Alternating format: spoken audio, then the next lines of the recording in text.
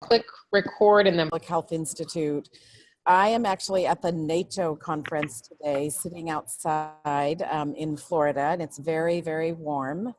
And I'm hoping that the internet is going to hold up. I actually called in reinforcements. So I have Dana, who's actually logged in as me. So there's two of us that are Sue's today, just on the off chance that my internet goes down. But so I'm excited, really excited to hear from the East San Jose Peace Partnership today.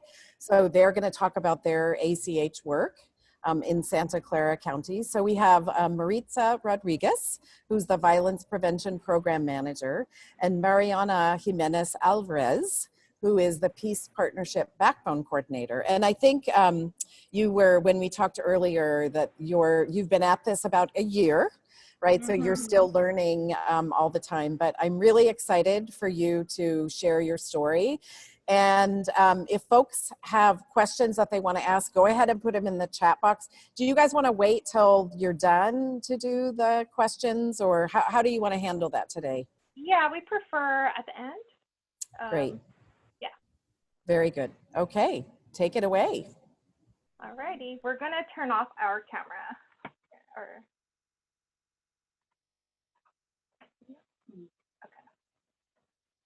All right. Hi, everyone. Good afternoon. Thank you for having us today. We're excited to share what we've been able to accomplish here in East San Jose. What you see on your screen is a beautiful mural that's situated here in East San Jose. It's a pretty big mural. I was sharing earlier that this mural was created by a group of students who worked with an artist who came up with a vision and worked for many months to create this. So one of the things that East San Jose is very proud of is murals, and they're working around preserving murals. So it's a big part of the identity of our community here in East San Jose.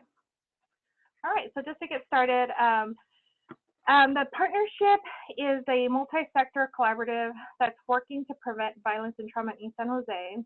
We are a place-based approach that's focusing our efforts in 3 zip codes of East San Jose, which is the 95122, 95127, 95116. Okay.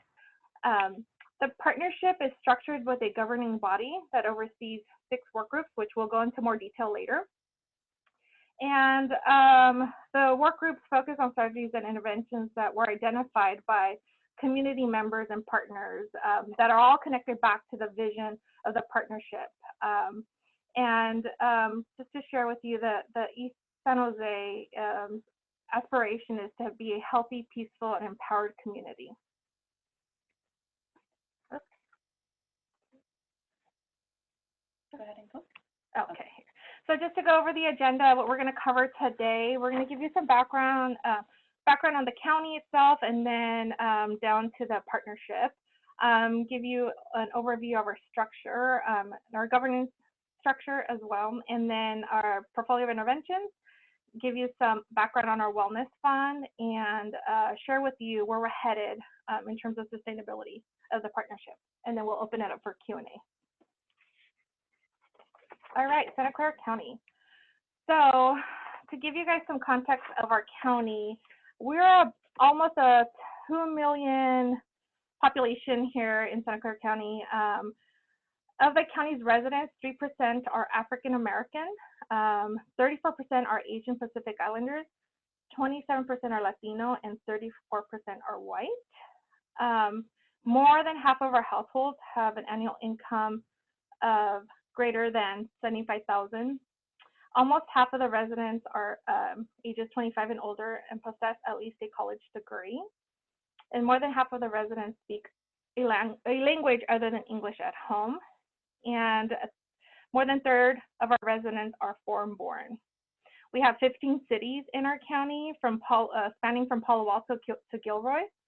And we say that our county is healthy and wealthy, but as you start to unpeel the layers, you will find pockets of inequities. Here's an overview of our organizational chart. We have about 460 staff, give or take. We are organized across 5 branches. And I'd like to highlight that our department has committed to racial health equity and has dedicated general funds to support this work in the department. And the ACH's backbone is our violence prevention is housed under our Healthy Communities branch, and we are a program with 4 staff. However, we receive plenty of support from the Office of the Director and the Racial Health Equity and Planning team. So as I mentioned, our department is committed to advancing racial health equity. We embarked on this journey in 2015, where we intentionally called out race and health equity in our strategic plan. We then sought out formal training through the Governance Alliance on Race and Equity. We are probably in our 4th year cohort of going through the 1-year learning training that GARE provides, and we've also have implemented a learning institute within the organization. Again, we have dedicated resources, we have staff, we have a phenomenal senior manager who oversees this work. And so we are now currently in our new strategic plan for the next 3 years. And again, we are ensuring that we're addressing racial health equity and addressing those root causes. The racial health equity team plays a critical role in supporting our ACH. And our ACH has been intentional and thoughtful in embedding a racial health equity lens and approach to the vision and goals and portfolio of interventions of the partnership. Okay. So why did we select community violence and trauma as our issue, and why are we a base-based approach for our ACH? In 2012, we conducted a violence profile. This profile reported that East San Jose is most impacted by violence that jeopardized health and safety of the community. The report also highlighted that groups most affected by violence in Santa Clara County are people of color, males, and our young adults. And given this data, violence was why we selected this issue for our ACH. All right, just to give you an overview of where we've been working on the past 3 years against the 7 CACHI elements. In year 1, we established a shared vision, the partnership, leadership, and the backbone. And in between years 1 and 2, we refined the portfolio of interventions and operationalizing this through the work group structure, which we'll give more detail in the next few slides. And in year 2, we were able to establish the Wellness Fund, which is pretty exciting for us.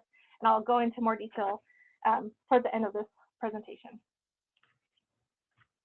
All right, why East San Jose? I think I mentioned some, our data was really played a critical role in selecting East San Jose. East San Jose residents experience more violence, as I mentioned, than other residents in part of the county. Here's a map of East San Jose and our 3 zip codes. East San Jose has a population of about 175,000 residents. It's located east of downtown San Jose and it's intersected by numerous highways. East San Jose was historically the home of the valley's fruit packing industry and cannery workers. It also housed seasonal farm workers and other working class people of diverse ethnic backgrounds. This includes Portuguese, Filipino, and Mexican communities. East San Jose has a history of organizing for social justice that has resulted from a legacy of racial and health inequalities and multi-level forms of racism that our residents have experienced, which has led to multi-generational impacts that has adversely shaped housing, employment, education, healthcare, and other parts of families' lives. So today, East San Jose continues to work on their activism. It's pretty diverse, working class community with a mix of distressed and prospering neighborhoods within the city of San Jose. The community has a similar age and gender distribution as the overall city of San Jose and the county, yet is predominantly Latino. Almost half of the residents who live here in East San Jose have arrived, most having arrived the U.S. before 2000, but 26% are non-citizens, and the majority speak another language other than English at home. All right, so East San Jose is one of our poorest, high-need geographic areas in the county. And compared to San Jose in the county, the community has greater poverty and unemployment, lower educational attainment, and enrollment in college and graduate programs, and a higher percentage of our residents here are on food stamps and have a lesser median household income by about 30%, by over 30%. A higher percentage of our households have children and have homes with single parents, and have and experience overcrowding conditions in their homes, oftentimes having multiple families living in a home. So, you know, when we think about why East San Jose looks like this, we look at the root causes. There's a history of multi-level forms of racism experienced by residents here in East San Jose that has led to many impacts. We say that this was not by chance, this is all by design, that East San Jose looks like this today. The community conditions have been a major contributor to a high level of violence here in East San Jose. And, you know, we look at the historical disinvestment that's happened here. The quality of education, housing, and healthcare are some of those things that have had a great impact in the community here. Let's see. However, we really like to highlight the community strengths.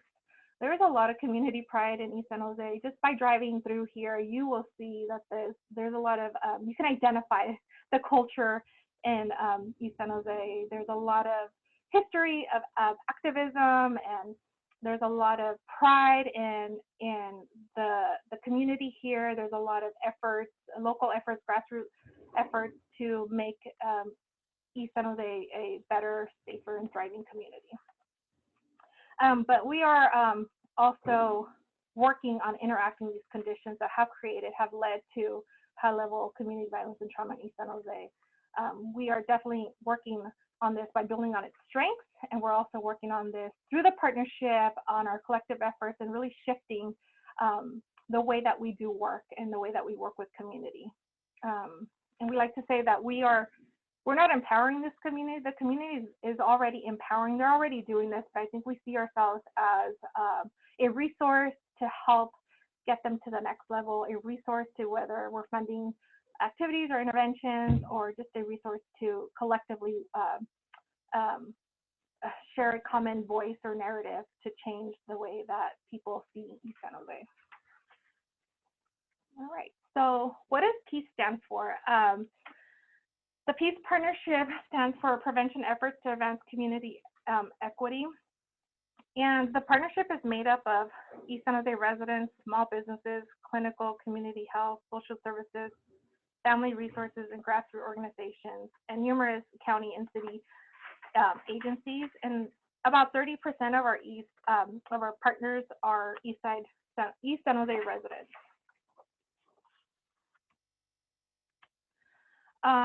The deep engagement and input led to the adoption of our ACH's vision and goals. Our vision is the healthy, peaceful, empowered community, with the goal to decrease violence and trauma that is affecting our youth, families, and community.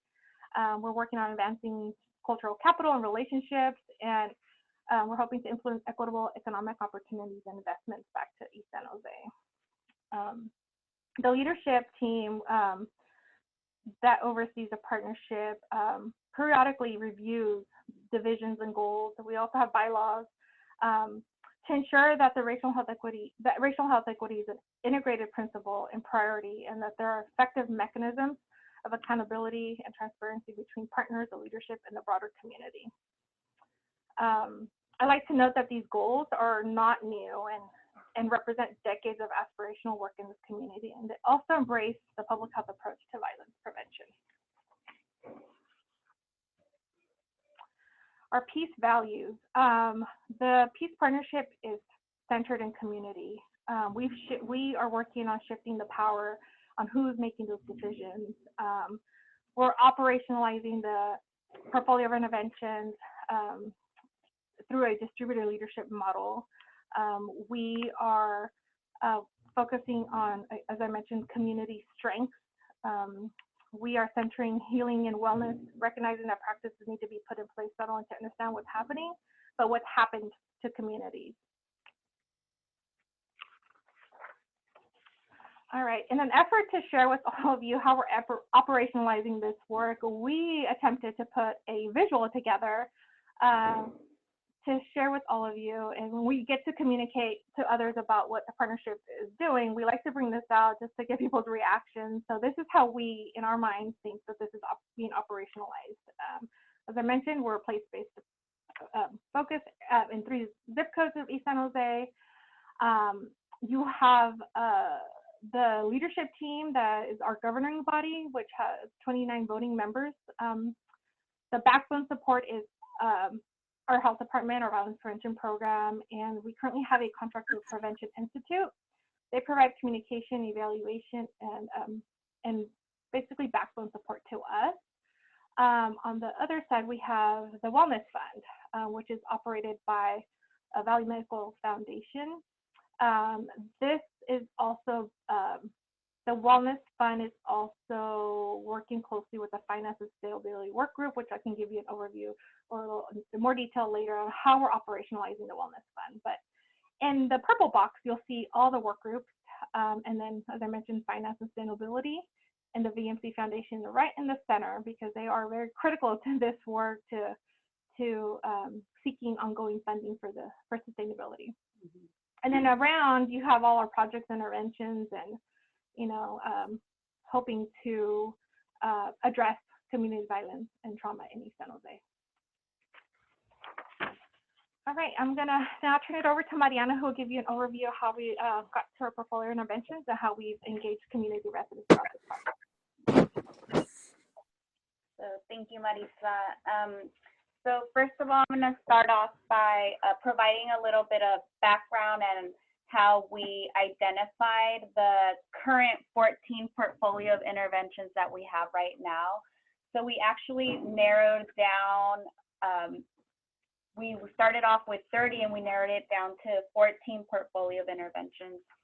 So when the Public Health Department first applied to the CACHI grant, there was actually a portfolio of intervention that consisted of 30, and these 30 were collected by the Public Health Department and other key partners that knew of existing initiatives and gaps. So that's how we came up with that number 30. And all these, since the beginning, we've been organizing our portfolio of interventions with the Prevention Institute's Adverse Community Experience and Resilience Framework, which is the framework that you see here on the PowerPoint. And essentially, this framework is used to help, well, first of all, it's the equitable opportunity, people in place, that's how it's organized, and it's used to address community violence and trauma. So that's how we started off. And in the year of 2017, when we began to narrow down the portfolio of interventions, we actually, the leadership team relooked at them, and the portfolio of interventions were expanded, updated, and refined. And this process was informed by resident input and through a resident engagement process where the Public Health Department, us, the backbone, we went out to speak to community members, hosted community events, and had them help us refine, narrow down these portfolio of interventions, knowing that this portfolio was too large. And then after that, we compared them to improvement plans, and we received a lot of input from the leadership team members. So this was a very long process of narrowing down the portfolio of interventions. It was about a 6-month process. as we were narrowing them down, we continued to ask ourselves which interventions are missing. Throughout the process, we did identify that there was a gap with policy and systems activities, so we made sure to include some of those. And then during the process, we continued to make sure that all the interventions were mutually reinforcing, which is where we would continue to go back and compare and align them with this ACER framework that I mentioned earlier. So in late 2017, during a leadership team meeting, we finally narrowed them down to 13 priority interventions. And during this decision-making process, the leadership team members were asked to mitigate potential conflicts of interest by making sure that they don't recommend strategies that their own organizations were involved in. So the next slide that I have here is the criteria that we used along the way to narrow down these portfolio of interventions. So as you can see, they reflect what Maritza had mentioned previously. So it contributes to achieving the peace partnership goals. We made sure, we continuously wanted to make sure that it reduced racial and other health inequities, that they leverage existing initiatives, grants, and/or other local resources, that they addressed a critical need or gap, particularly as identified by residents, made sure that they build strength and resilience amongst the community, that they were rooted in community cultures and accessible to diverse residents, that they're grounded in what works based on research and practice, that they combine with, complemented, or integrated with other intervention, and that they had a high likelihood of successful implementation to reinforce a sense of efficacy and hope. All right. So to implement the portfolio of interventions, the East San Jose Peace Partnership brought together community groups, residents, healthcare organizations, schools, city agencies, businesses, arts and culture agencies, and many others to achieve health equity for the residents here in East San Jose. And we currently do this through several different ways, such as supporting policies and programs that prevent violence and trauma, advocating for increased economic opportunities and investments, making sure that we continue to lift up the important role of culture and relationships that can play in building community strength and resilience. And lastly, countering negative stereotypes about East San Jose by empowering community members to speak up and tell their own stories. So all this work happens through 5 work groups. So 5 work groups operationalize they're what makes everything happen. So just a little bit about the 5 work groups in terms of structure. So each work group has 2 co-chairs, and the co-chairs are made up of residents or other leadership team members, and the work group members are made up of also of residents or other organization representatives. In this work group, there's an agreement that they all practice a distributive leadership model, meaning regardless of their role, because many of them are executive leaders, they respect each other's opinions, each other's voice, and everybody really takes, they take on roles that need to happen in order to make the work, in order to continue the work. And lastly, they really center community voice and needs. So I'm going to dive into each work group and give a little bit of an explanation of what each of them do. Starting off with the Anti-Displacement Policy work group. They are working on policies that seek to protect existing residents' housing and stability and social and cultural support networks. So far they've been doing this by hosting community events where they partner with housing agencies. So for example, with the city of of San Jose Housing Agency. And they go out to the community and they ask residents for input on programs and policies that the housing agency currently has or currently is drafting. And the city agency takes back this feedback and modifies or writes their draft policy based on the resident input. And also another focus that this work group is doing right now is they're promoting protection policies for small businesses in East San Jose. So we've learned through this process that, first of all, they call them micro businesses. They're very small family-owned businesses in East San Jose that really are, I guess, they're very cultural. So they're stores that sell their Latino foods, piñata. So they really hold the sense of culture in East San Jose, and many of these small businesses are being displaced So what this work group is doing is trying to promote policies to make sure that not only they are helping protect these small businesses, but they're also helping protect the culture and protect the culture here in East San Jose.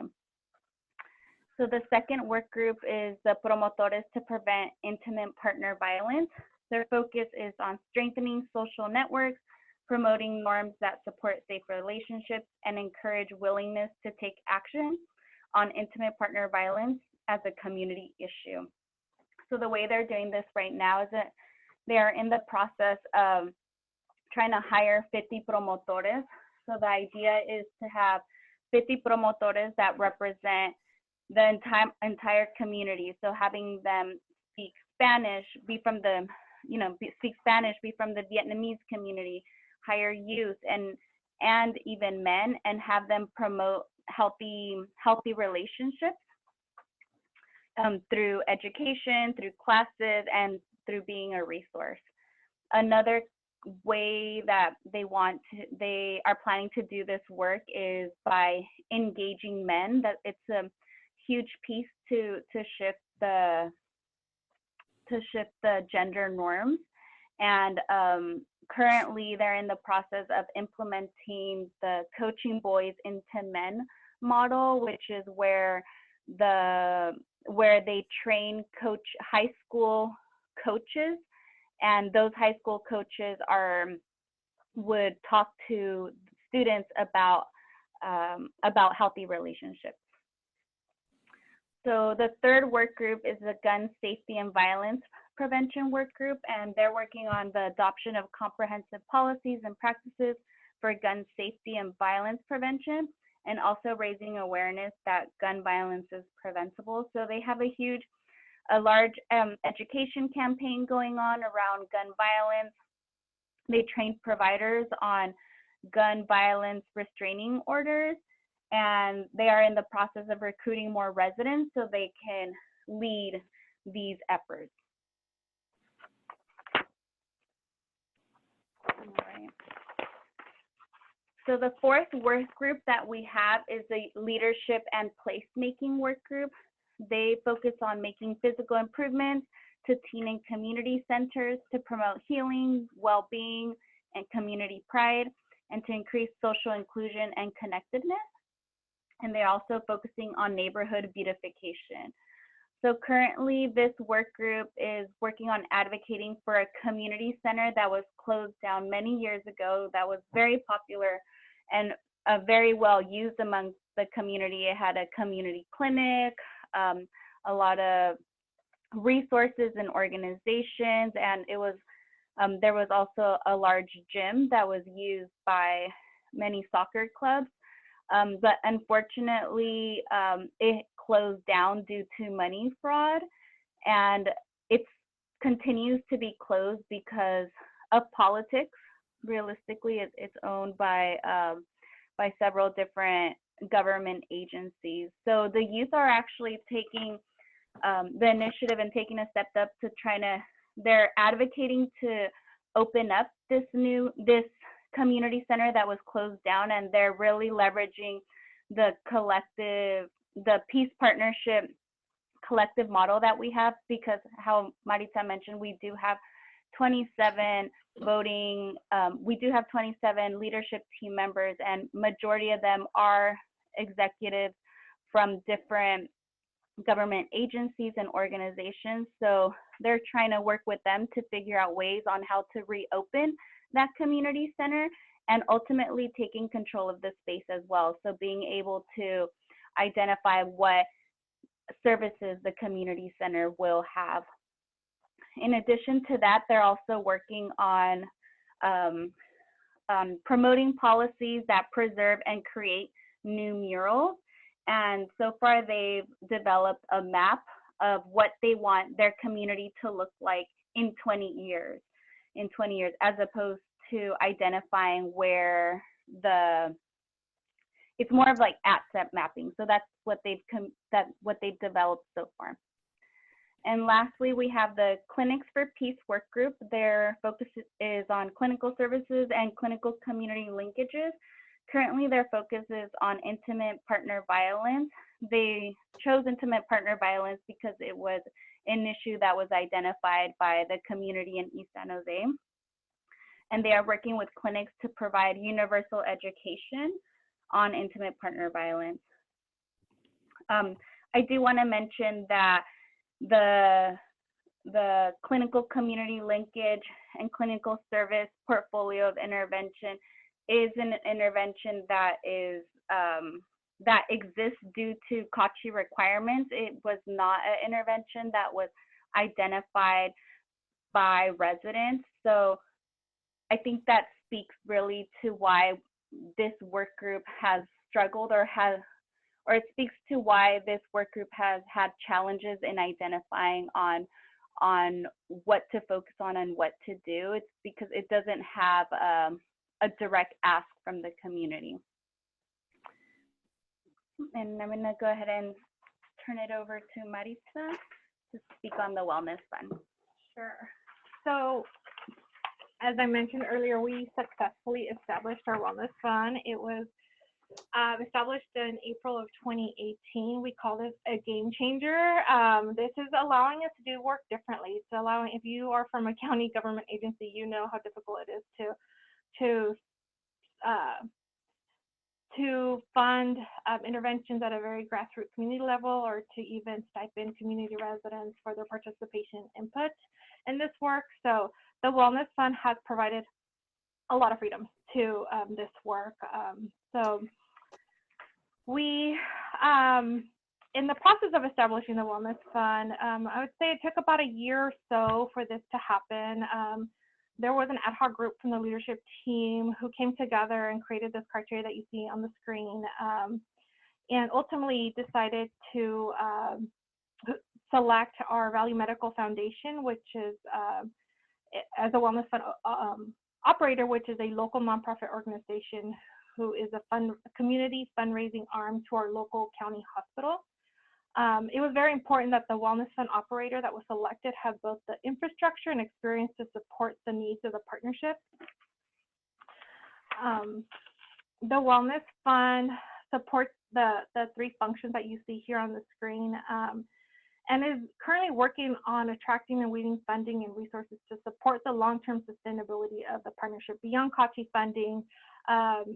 This Wellness Fund is, we are working to set it up to be able to continually generate funding to support the interventions in East San Jose. So, as I mentioned, the VMC is our fiscal agent who sponsors the Wellness Fund. And however, they do not provide,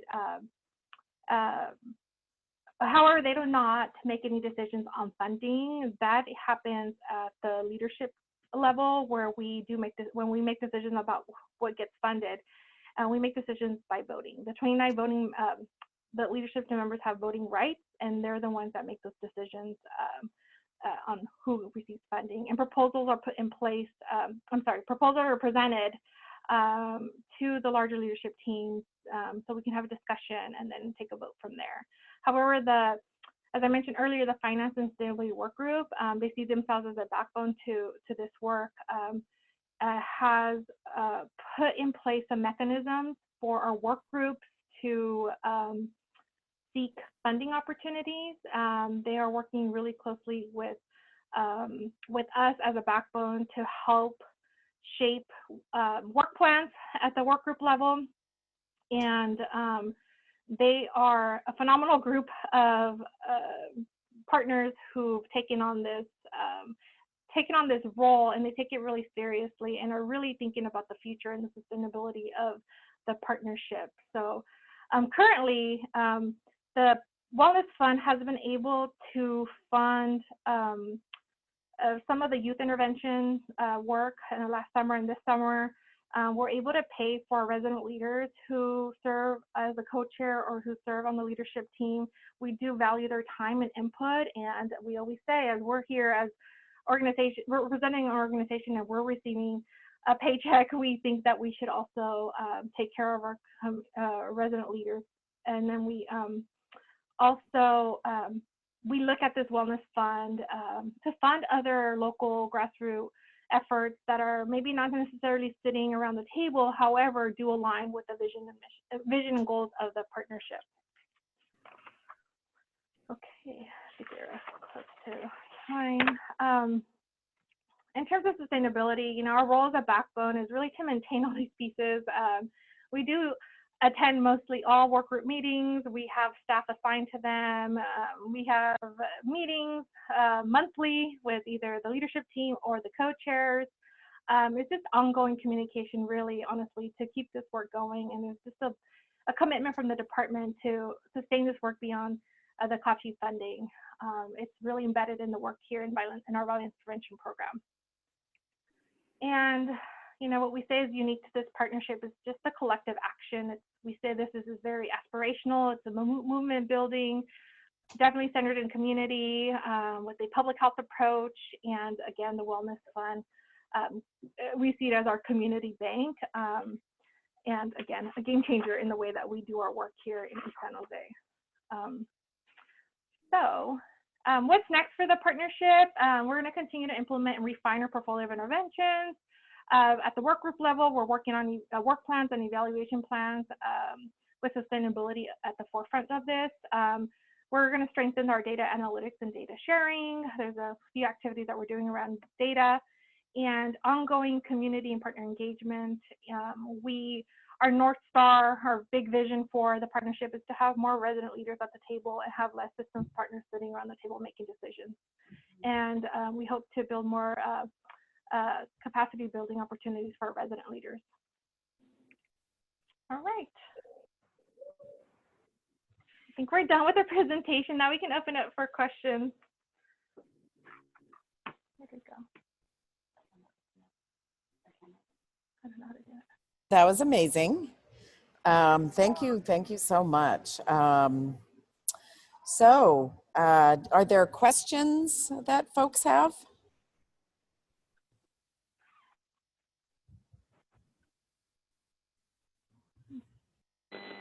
Hi, this is Tag. Can you hear me? Yep.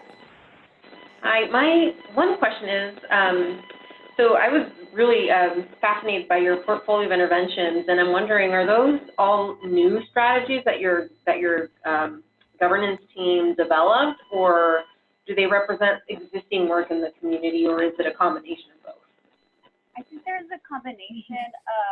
So for example, the coaching boys into men, that was existing, and universal screening for ITV, that was existing. But the displaced housing, that issue was identified from the community itself because it's been such a huge issue here. So anti-displacement was something that was new and identified from the community that I believe was not part of the COTCHI proposal. Yeah. Cool, thank you.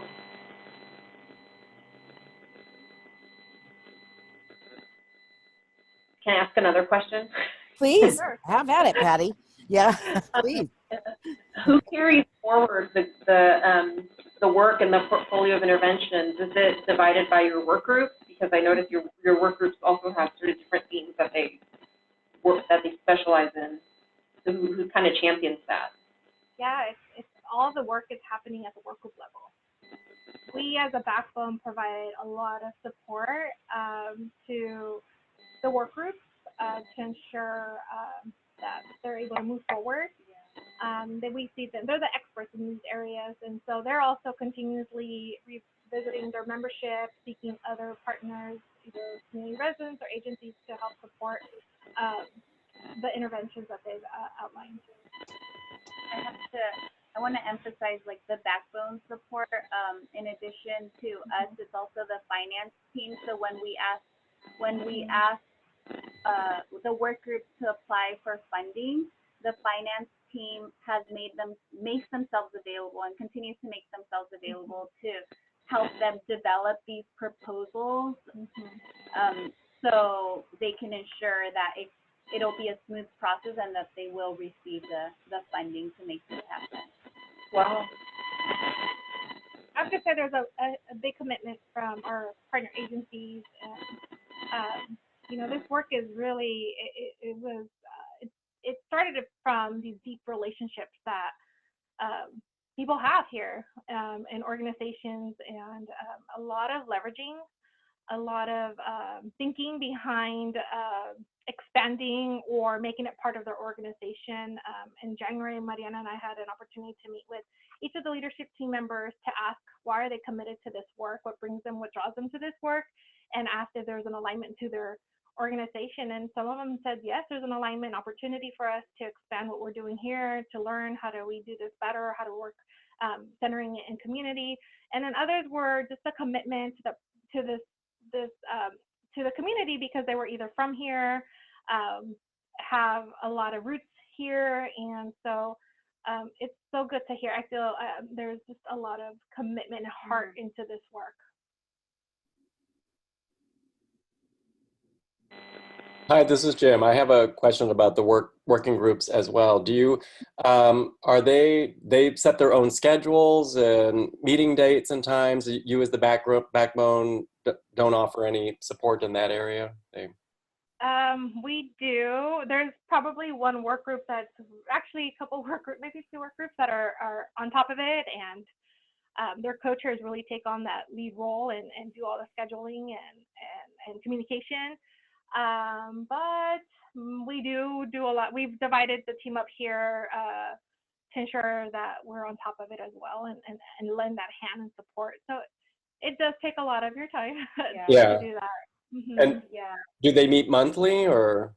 So some work groups are on a monthly schedule, some meet more often, some meet informally, some meet at the local Starbucks. If something's happening in the community, I think anti-displacement is a very active work group that there's a lot of things happening around displacement and gentrification here in San Jose.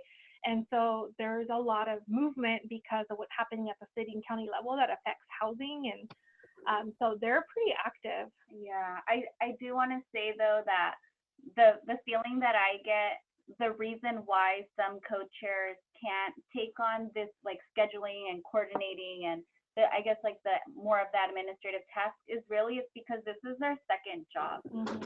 It's not something that necessarily that they feel like above of or whatever it may be like that, but it's really because they are running their own organization first, and in addition to that, they're running this work group. So the fact they've expressed before, the fact that they do have this support to help move the small things forward has allowed these work groups to do more than if we weren't here to support. Right. Yeah. Right. But that's been a challenge, I think. Yeah. Great, thanks. I'm wondering if you could maybe speak a little bit more about the Wellness Fund in terms of the funds that are in your fund. Where did they come from? Do you have like a fundraising strategy, so to speak, or a development plan? And then like maybe a little bit more just about the criteria for what you fund, like what's, how those decisions. Yeah, good question. So the Wellness Fund started with seed money from Kachi. funding. And then we have, seed money from CACHI funding. And then it took us a little longer to get things started. So we have rollover funding also that we were able to put into the Wellness Fund from the CACHI funding. And then most recently, we received AB 109 dollars. They gave us $250,000. They promised or committed this money about 2 years ago to the previous violence prevention program manager, and they really stuck by their word and finally made it real. A few months ago, it went to the board, and so now it's sitting there. The criteria to fund, we are honestly in the middle of that. We have been able to fund, I think our youth work group has been accessing the funds more than any other work groups right now. And our finance and sustainability work group is working on restricted funding versus non-restricted funding. What does that look like? So we're in that process. We did share some criteria and processes at the last leadership meeting in June, where we got some feedback, and so we're refining what that looks like. We want to make it very easy and simple for community members and work groups to apply for the funding. Of course, it has to align with the goals of the partnership, and there has to be some commitment back to the partnership. But we want to make it so simple that doesn't turn anyone away, and we want to make sure it's equitable across. So yeah, these are the conversations we're having. These are the conversations that we're having in our finance and sustainability work group. It's pretty exciting, but as people hear about it and then we test it, we try it on, and we're like, oh, we need to fix this, or we need to add this to it, and so forth. So yeah, there's a lot of that still happening. Yeah, I do want That's to awesome. add about the concept papers. So when was it last year? So last year we partnered with Santa Clara University to help write concept papers because our leadership team was feeling that they were ready for some action. There's a lot of process that has happened in the last, for about a year and a half, a lot of process, and then we launched the work groups. And then the work groups were trying to define who they were as a work group, what was their purpose, how were they going to do this work, and then we had this opportunity to partner with Santa Clara University to create these white concept papers, because our finance and sustainability work group was asking for building the case. What's the case for gun safety and violence prevention work? So we can go shop around and look for potential funders to fund the interventions for each of those work groups. So those happened, but our work groups are currently finalizing their work plans. They have a deadline of August to finalize those work plans, and then we're hoping that they're in good shape. So when our wellness fund operator gets these asks of what are you doing? How do we fund this and that? They're able to at least hand something over and say, hey, this is what the partnership is working on, and here's some opportunity to fund some of the interventions and the activities. Yeah, I think we've been working on that for about a year on hashing out their work plans. And there's already been potential opportunities so for example, our local health plan has offered up and has been wanting to fund our, the peace partnership, but they need, since their application process is very formal, so they need work plans, they need those things set in place in order for us to apply before they hand us over the money. So that's kind of been the holdup as well. But in hopes that these concept papers with the work plans, the finance and sustainability team will be equipped to be able to shop for grants on their own. And in addition, the work groups are, tasked or are also recommended to look for other potential funding opportunities. And when they do identify them, then that's when they bring in the finance and sustainability work group, and they work together to apply for funding. So, that's great. You have interest from the health plan. Like, what are they particularly interested in? Is it all of it, or is there? Oh yeah. Yeah, it's about $100,000 ready to give to us around our clinic to community work. Nice. Our clinic to community work, as Mariana mentioned earlier, wasn't one of the identified interventions that the community wanted to work on, but it's part of the CACHI requirement. And so that work group, it has been struggling a little, but we're on a path to keep moving, and we are going to focus our work in intimate partner violence as it aligns with the other work groups that are working on intimate partner violence. So we're just not quite ready yet. We're not ready to say, hey, this is what we're going to be working on. It's not very clear yet. There's something that we're working out as a work group. Yeah, I think it's coming out of a innovation fund that they have. So trying to fund new and innovative projects. Right. Mm-hmm. I have to say there's a lot of system partners that sit at the table or are part of the work groups. They're also providing their own funding. They use their own budget to pay for some of the activities within the work groups, which has been, they know that the wellness fund is there, but they say, well, we can just use out of our own budget to do some of the work. So that's why a lot of the work that's been happening so far has been happening because of in-kind and funds from our partners. Yeah.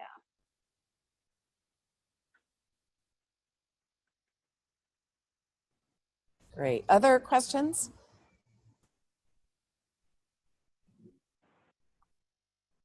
Hi, this is Lisa at Healthier here in Seattle.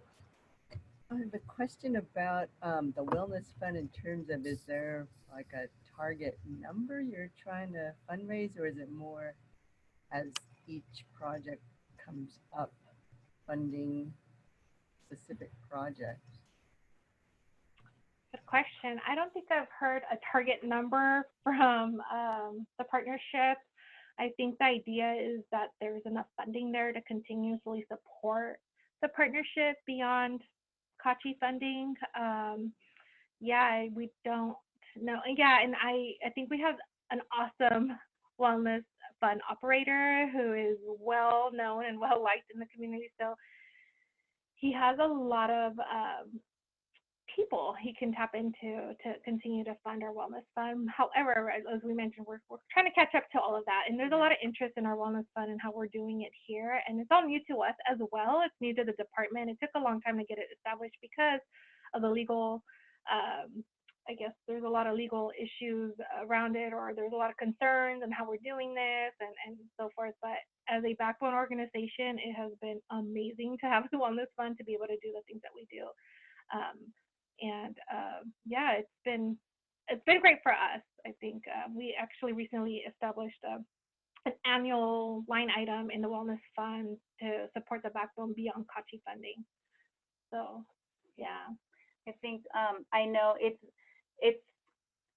the work group eventually probably soon wants to get to the point where they calculate, make an estimate of how much our portfolio of interventions will cost and for how long it will be needed in order to reach our goals. But we're still at the work plan phase, but I can see them. Yeah. They've already mentioned that that's something that they eventually want to do. Right. Great, thank you.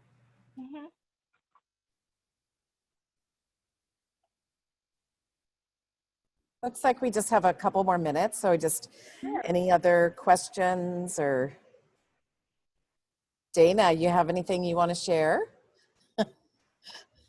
I would just ask it sounds like there's just a lot of activity and a lot of different diverse partners working together. So I guess I would just ask, what do you think are the 3 key ingredients to your success?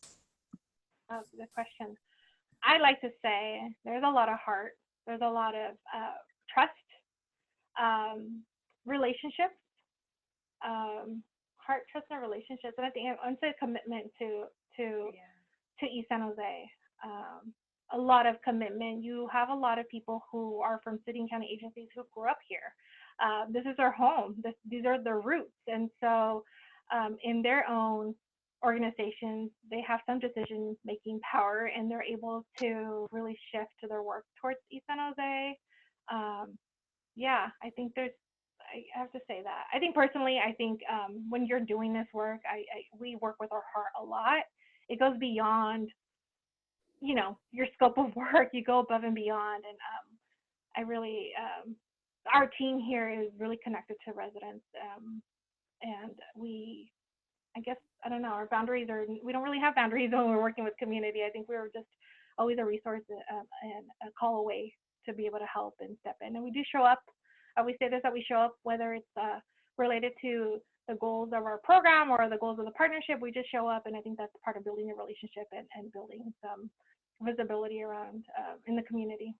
Yeah, I agree. I think that's why it speaks to the fact that our leadership team members have been around since the beginning. So we've had very few turnover, even if they say, for example, they transition from one agency to another, they continue to come to our meetings. So they continue to stay involved in the peace partnership. And I truly believe it connects to them personally, because I think also I'd have to add that it's the way that we do the work. So however it is that the systems are working right now, we all agree that we don't feel like it's really working for our community. And then this is a place where we can all come together and try to figure out a way on how to change those systems. And this is the place where they can freely have those conversations and really have a collective of people to work with you to try to make those changes. We have real honest conversations with the leadership team about how you show up. We talk about how do you show up when it's something, it's an emerging issue in East San Jose. How do we show up as a partnership, taking off our county, city, organization hat? How do we show up as a partnership to address or support what's happening at a community level? Thank you. Congratulations. Good work. I know. Good work. Great. Thank you. Okay. Well, thank you so much. And thanks to all of you who've joined us. And then we've been recording this, so the slides and the recording will be available probably by tomorrow. So it'll be on our website. So great. So thank you so much. Have a great rest of the day. Okay. Bye, too. Bye. Bye.